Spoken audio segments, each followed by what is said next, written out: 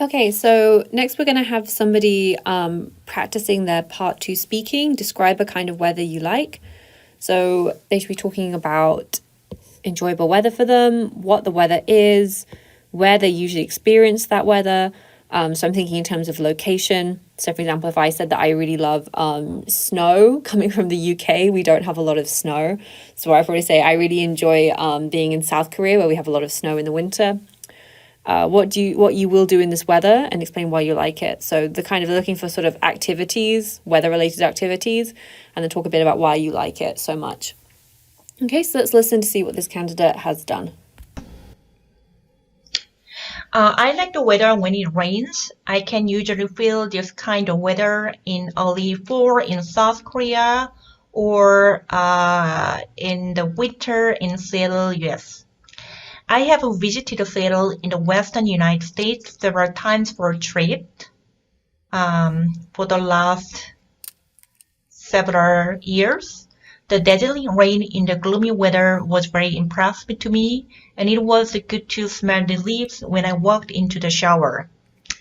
I like reading books or surfing the internet by myself alone. I like to take a light walk in the rainy weather or spend time drinking a cup of coffee and reading books at coffee shops like Starbucks. And as you may know, Starbucks was created or was made in Seattle, United States. I can spend more time focusing on myself while listening to the sound of rain, and it is pretty enjoyable and rewarding to spend time reading books or surfing or browsing the net in a coffee shop. If I have a chance in the future, I'd like to live in a place under this kind of the weather, if it is possible. Thank you for listening to my recording. Okay, so that was a pretty good answer. She clearly covered each of the questions that she was asked to do, and she spoke at a very good pace. She was quite clear. So in terms of fluency, I'm thinking her fluency was pretty great, okay? So she had no pauses, she had no repetition.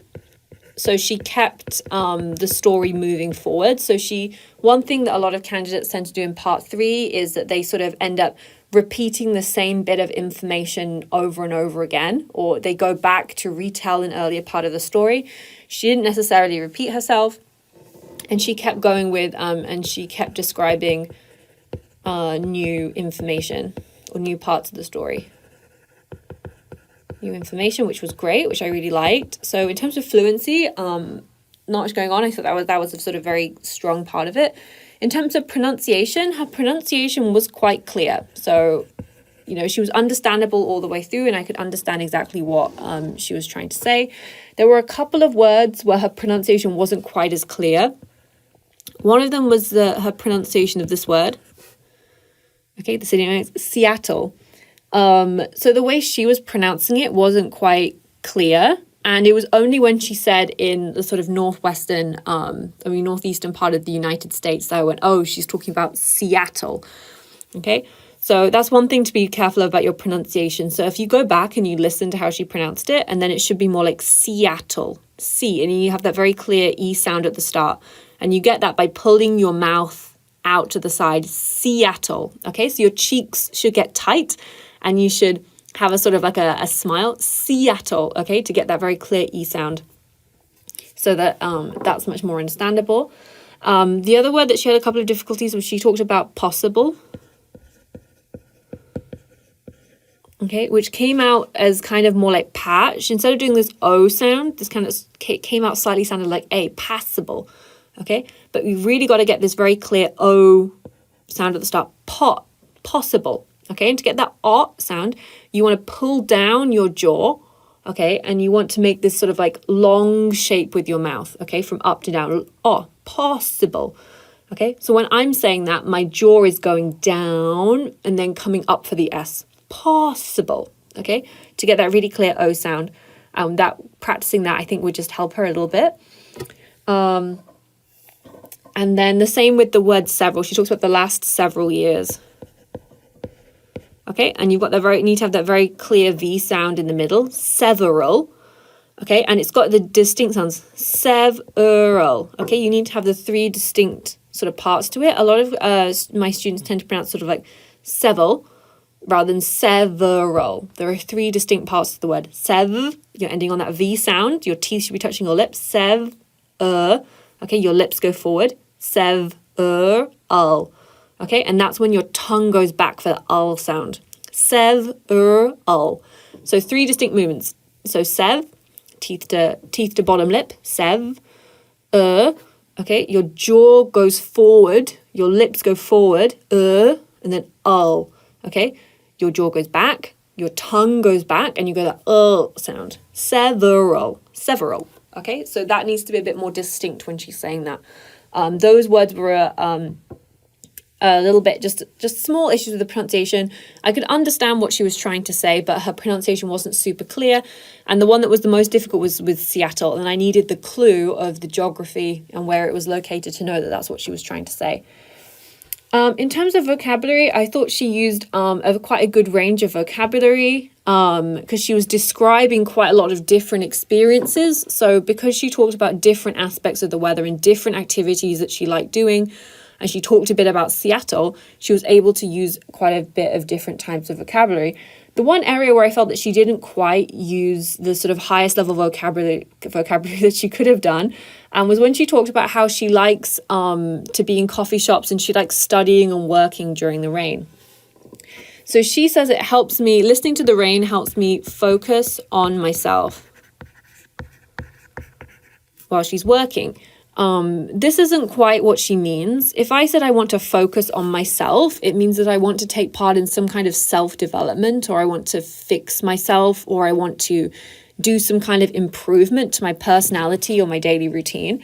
But I think what she actually is trying to say is that by listening to the rain, it actually helps her focus and concentrate. Okay, so I was expecting her to use the word concentrate in her answer, like the sound of rain really helps me concentrate. Okay, which I think would be a much stronger, better phrase for her to use. So that was one area where I just felt like her description let her down slightly. She used some good slang. Like she talked about things being, she said something was pretty enjoyable, which was a nice phrase. The use of something's pretty enjoyable, something's really enjoyable. That's sort of like quite native speaker. She described the rain quite nicely. She talked about the rain shower, a shower of rain. So you can say rain shower, or you can say shower of rain. That's quite nice vocabulary to use to describe the rainy weather. So there's a couple of different words you can use. Obviously there's rain, there's a rain shower, there's a rainstorm. One thing we often use in the UK is the word drizzle. Drizzle just to mean that sort of like small, spotty, light rain, where you look outside and it's kind of, drizzling means that it's a little bit of rain coming down, but not a lot. So we call that drizzle, or we could call that spots. It's, spots of rain, something like that. So that would have been another opportunity for her to sort of like get more into the different types of rain vocabulary. And if you're going for those much higher levels, this is the kind of specific, less common vocabulary they're expecting to use. So especially coming from the UK, we have a lot of rain. So we have a lot of rain related words. It's drizzling, it's spotting. Sometimes we describe the rain as spitting. I think you guys know what spitting is, right? When you you spit something out of your mouth. So sometimes we describe the rain as spitting, where it's just kind of coming down in little parts, but not that each individual raindrop is kind of forceful, but there's not an even coverage of rain. So spitting is different from drizzling, is different from spotting. So I think those are much more natural sort of rain related words. Some of my students, they've learned the phrase, it's raining like cats and dogs.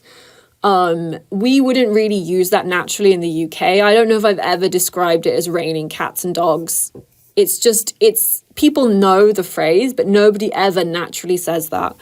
In reality, if it's raining really hard, we tend to say something like, it's really coming down. Okay, like the rain is physically coming down. Like, wow, it's really coming down. Like there's a lot of rain happening. Would probably be how I would naturally describe it. Like, oh, I was coming home from the library, but it was really coming down on the way home, so I'm soaked. So she could, that's more kind of like that specific, idiomatic, high-level vocabulary to use to do with rain.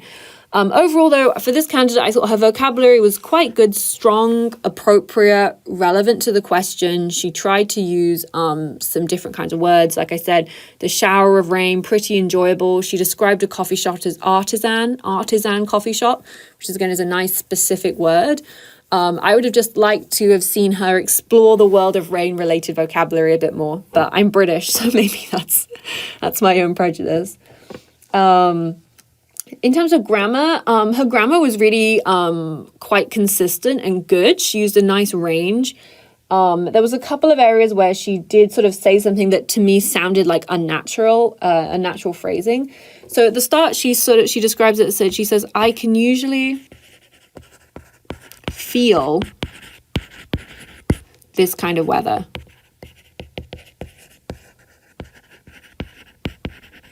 She said, I think she was in South Korea. I can usually feel this kind of weather in South Korea.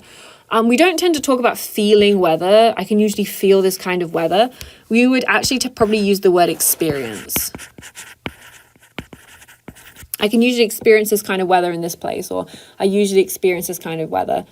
I think that sounds more natural than talking about feeling the weather.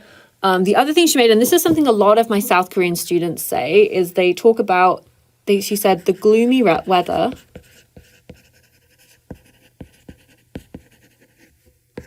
really impressed to me. Okay, this is a phrase I hear a lot. Really impressed to me. Wow, I went to New York and the big buildings really impressed to me. Okay, this is never a phrase. You never have something that's impressed to me. You can be impressed on, like he impressed on me the importance of cleaning my room. So someone told you something forcefully, but you never have something impressed to you. So I think what she's trying to say is that it was the gloomy weather. You can say it two ways. You can say the gloomy weather impressed me. Or you can say the gloomy weather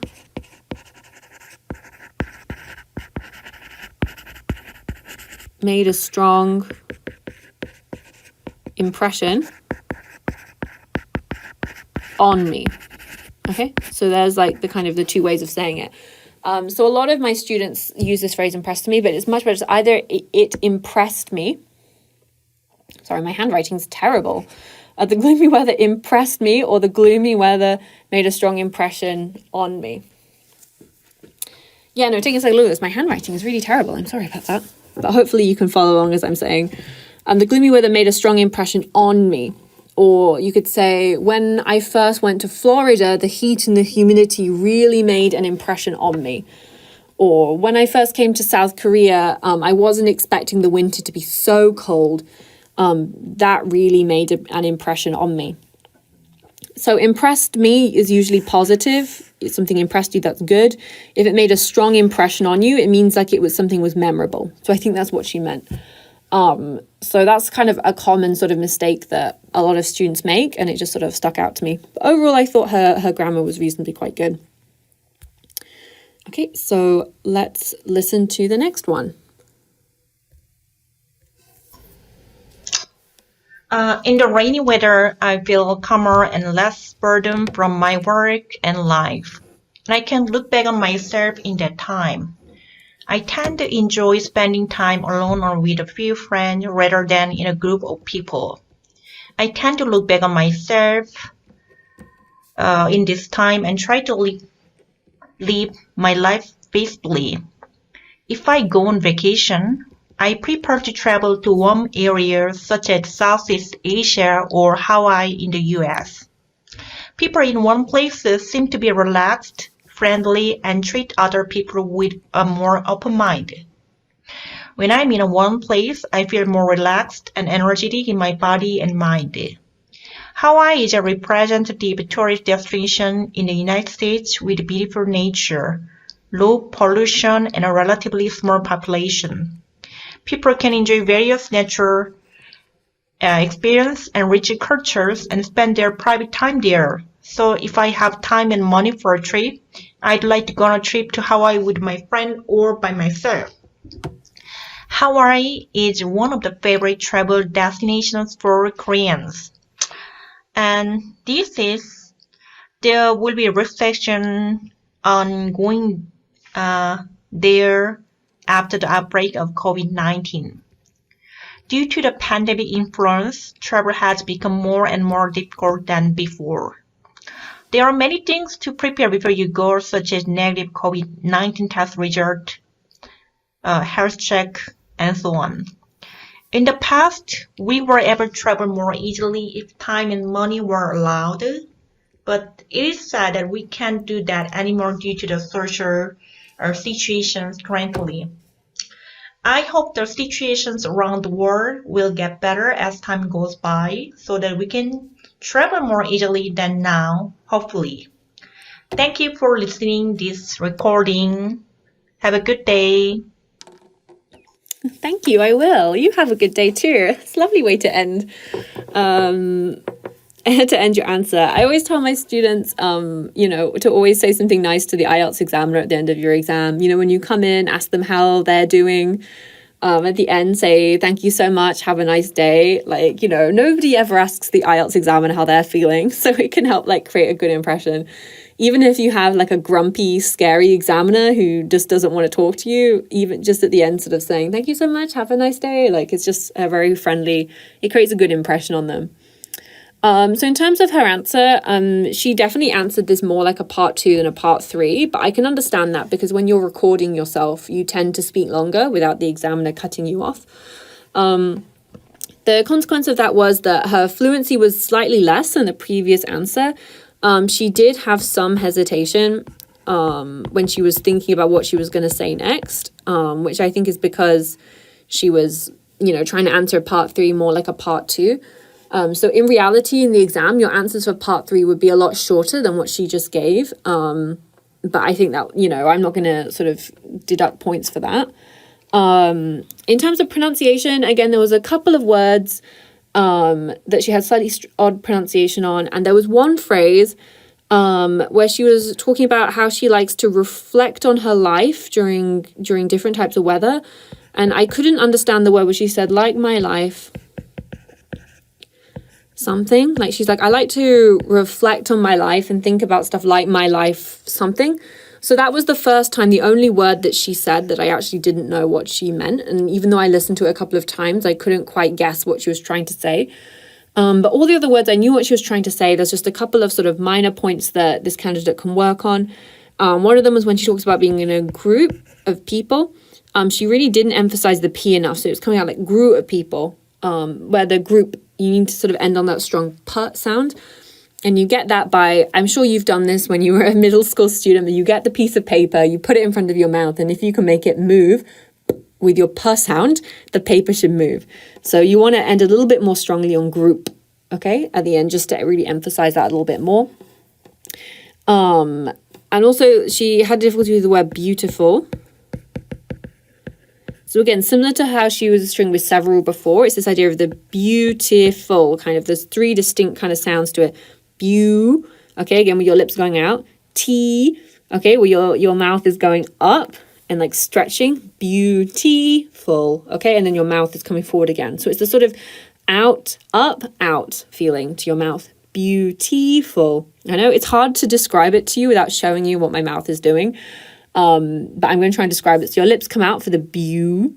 Okay, so they're kind of together, like you're going to kiss someone, like beau.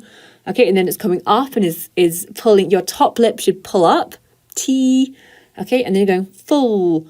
Okay, so again, your lips are going out again, like you're going to kiss someone. So beautiful. Okay, so 3 distinct sounds. She kind of blended it all together into beautiful, like a kind of, which is less clear and less distinct for me to understand. So it needs to be those 3 clear, distinct sounds. In terms of vocabulary, there was only one instance where she said that people can spend their private time in Hawaii, which isn't really totally correct. We would normally say free time, or if you're American, vacation time. Or if you're in the UK, just say their holidays. People can spend their holidays there. Okay, holidays is UK, vacation is US. And then she did use the word like relaxed quite a lot. You know, it's very relaxing. You can relax there. I was able to feel relaxed. So I would advise this candidate to look up and try and investigate some more sort of paraphrases for this use of the word relaxed. A sort of quite natural phrase to use would be perhaps to chill out. Relax, chill out, take it easy. De-stress is another good one to use. Okay, so that would be kind of sort of like slightly better vocabulary or slightly better phrases for her to be using. I did like how she used some really nice phrases that it sounded quite natural like. So she talked about how people in warmer countries seem to be friendly. Okay, so I really like the use of this word seem to be. Okay, it's a very natural phrase to use. They seem to be friendly. They seem to enjoy life more. They seem to be more relaxed. And I also really liked her phrase when she talked about relatively small. Should have been relatively small population in Hawaii. So again, that idea relatively was quite a nice, natural kind of phrase to use. So overall, I thought a lot of strong parts of this candidate's answer. So if we look at the sort of the grading in terms of fluency and coherence, I thought it was great. She's obviously willing to talk at length about her answer. I would be curious to know if she had written this answer down before she recorded herself, because some of the speed of it sounded a little bit like sometimes like she was reading. So I'm not sure whether in the real exam she would be able to maintain that level of fluency. But in terms of fluency, I thought it was very good. She's obviously willing to speak at length, minimal pauses, minimal repetition, minimal self-correction. The story kept going, new information. I thought that was great. In terms of grammar, range, and accuracy, I mean, there was a couple of times where she had slightly odd phrases, but not too bad. I would have liked to have seen a little bit more variation in terms of tenses. So, you know, I have been going there for several years or something like that. So overall, I probably would give a 6.5. In terms of lexical resources, yeah, it was pretty good. I thought, adequate for what she needed to do. She was trying to be more specific with her vocabulary. So again, a sort of a 6.5. And then again, the only thing I would say in terms of her pronunciation was really quite good. Her intonation could have gone up and down a little bit more. So sometimes when she was talking for a while, it was kind of like this flat kind of tone. So the idea that I go there and it's nice, and I go to the artisan coffee shop and I'm able to focus and concentrate and focus on myself, and the gloomy weather really impressed me. You know, it kind of all sounds kind of similar. And one of the things it's really tough skill to master, but it's getting the English speaker's intonation, the going up and the going down. So it's about being able to practice what kind of things do we traditionally emphasize.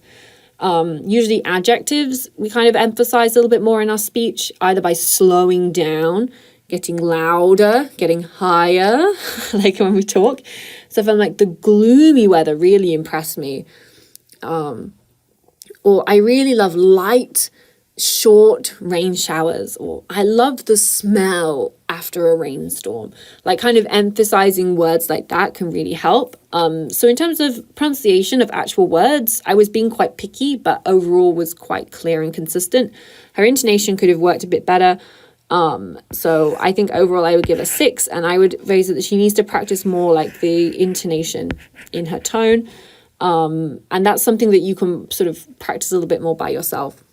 So overall, I think a sort of like a 6.5 would be fair for where kind of her level is at.